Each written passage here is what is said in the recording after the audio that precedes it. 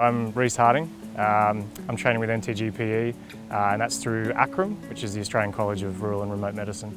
So I grew up in Jervis Bay, South Coast, New South Wales. I hadn't really ever thought of working up in the NT. My first medical exposure to the NT was as a medical student. I went to Darwin for 2 months. After that I trained in New South Wales for a little bit and then I moved back up to Nhulunbuy in 2015. Never even heard of the place, had to Google map it and look up pictures and whatnot. I came back a few times that year and then caught on to the NT bug and went to Alice Springs for 12 months to do emergency medicine. I've worked in Katherine and then part of my training last year was between Darwin and Palmerston Hospital. Some of the clinicians here are just some of the most phenomenal rural generalists I've ever met and impressive people, and I think I wanted to be a part of that, so that's what drew me into staying. And so this might be I think it's about my 6th time out to Nhulunbuy, but yeah, that's why I keep coming back because it's so great.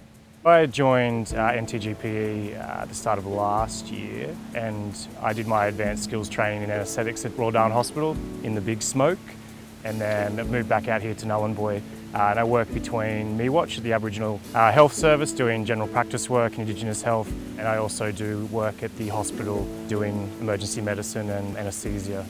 Working out here, the patient clientele kind of varies in the presentations. There's a lot of chronic disease here, respiratory disease, renal disease, cardiovascular disease.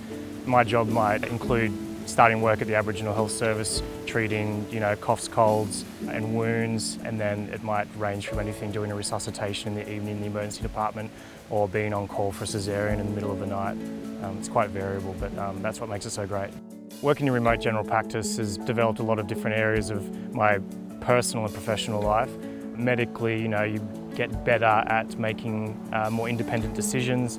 You develop skill sets in, more in emergency medicine, kind of critical care areas where you don't have, intensivists or ICU units, and things like professional resilience, working, independently, sometimes alone, in very small and remote places, but I think that's what leads you into becoming a great generalist, which is what anyone working up here in the NT usually tries to do. It's a very geographically, culturally and medically impressive place, the Northern Territory, and anyone who's been there it's a no-brainer to have at least had some exposure to the healthcare system and how it operates, what the training's like, the types of things that you see and the types of people you meet.